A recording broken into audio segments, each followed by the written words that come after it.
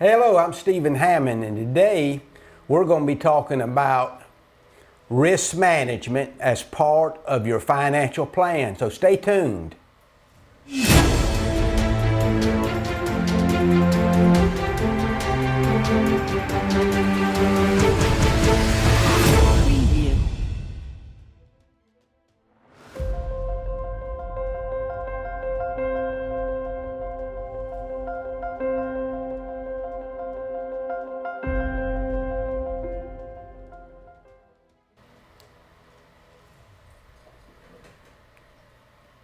Hello, I'm glad you could join us today. We are live, and I have a very special guest with me today.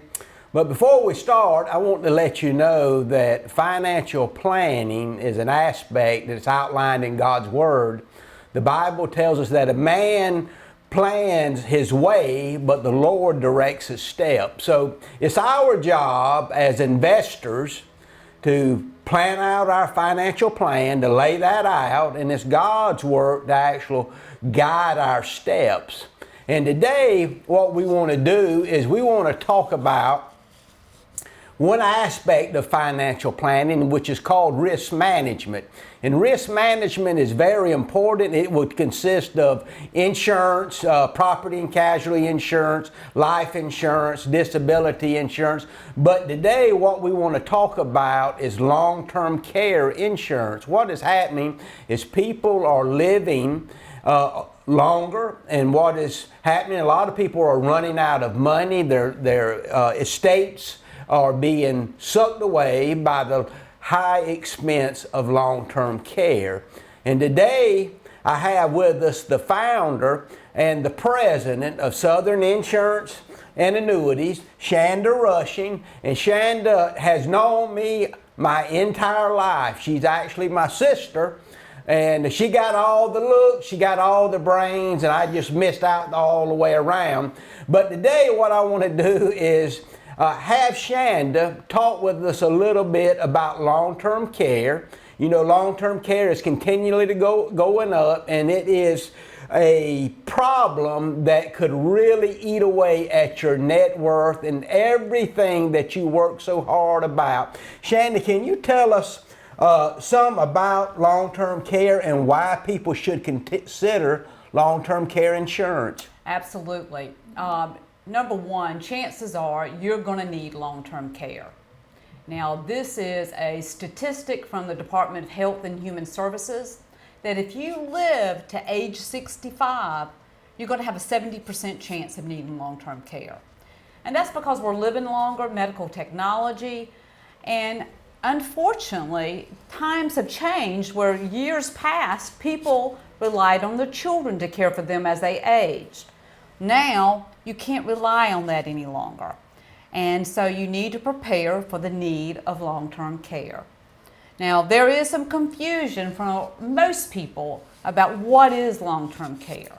And there's some confusion on disability versus long-term care. Disability is just income replacement. You know, from you losing your job from illness or injury, and that income replacement. Long-term care is insurance to provide for care because you can't perform some activities of daily living, or you have some kind of cognitive impairment. Now, long-term care insurance, it pays for any type of care regardless of where it's rendered. It could be rendered at home, assisted living, nursing home. But it's just a critical component of anyone's financial portfolio. Shanda, I think, you know, back years ago, people were having children so much earlier. So if you got married and had children in your 20s and you got to age 75 or 80 and you needed assistance, your kids would be 60.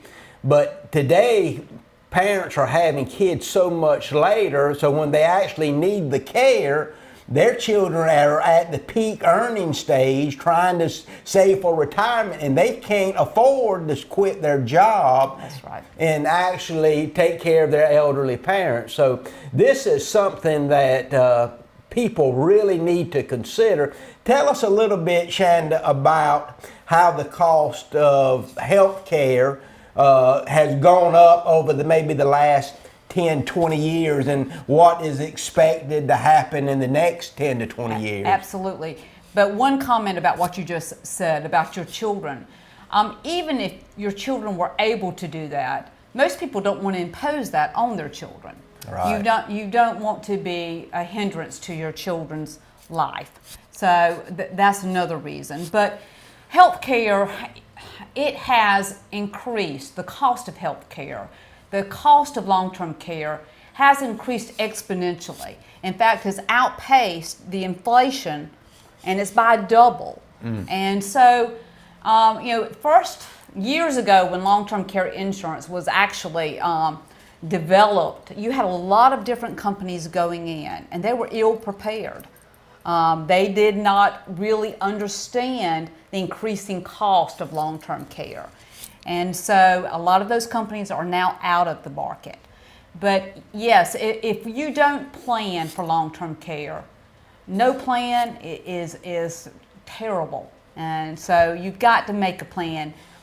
What do you think today, and kind of in our area where we live, what would be the average cost of maybe nursing home care or something like that? Fortunately, there is a study done on an annual basis, and it's called the Genworth Long-Term Care Study. So we know for the state of Georgia that the average cost of nursing home placement is about $6,000 to $6,500 a month. Assisted living, home care is going to run about half of that. So you can see how your portfolio, your assets could quickly be decimated by the need of long-term care.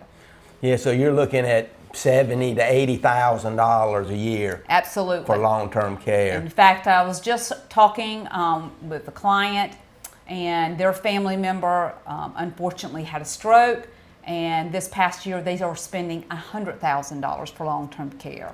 My goodness. This is the reason why long-term care is so important to your financial plan. You know, it takes a long time to save $50,000, $75,000, $100,000, and to think about how this care can cost you that in 1 year. So if you started at 75 years old and you lived to 85, you have 10 years that something would have to pay at $85,000 to $100,000 a year. You're looking at $850,000 to $1 million, and that's not including the adjustments for inflation. That is correct. That's correct. And it's so unfortunate that most people think that, okay, I've reached Medicare age, and Medicare is going to pay for long-term care. Medicare does not. And if I could just stress one point, it would be that. To anyone that's aging into Medicare, it will not pay for long-term care. Can you tell us, Shanda, if people have an interest in long-term care, and I think most people should, how can they purchase long-term care, and what's the process to do that? Well, there are two different methodologies for long-term care. You could go the traditional long-term care insurance route, where you're buying insurance and it's just for long-term care. And those applications look and work just like an application for life insurance, in that you got to be underwritten. You're going to have be able to pass health questions. The average age of those applications are people in their 50s to early mid-60s. But there is a new plan out, and it's a hybrid plan, and it's really built on a life insurance portfolio or base, where you have a life insurance product and you have a rider, a long-term care rider. And I just read that last year, 83% of long-term care is actually being sold under those hybrid plans, and only now less than 20% under the traditional. But there are two different routes you can go to satisfy that need for long-term care insurance. Well, I see how that makes a lot of sense, that you buy a life insurance policy to cover you at death. Then if you need it, it can start paying long-term care insurance. So it makes a lot of sense that more people now are buying long-term care insurance like that.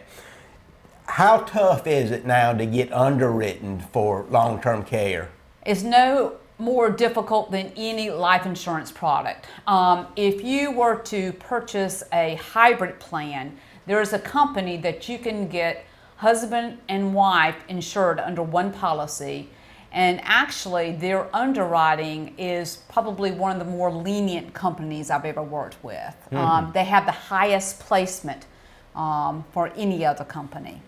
So when they're actually underwriting long-term care as a rider for this insurance, so basically when they do the insurance, it's going to be based on how you answer the questions and how healthy you are. And exactly. You don't want to wait to buy this or think about it until you have a health situation.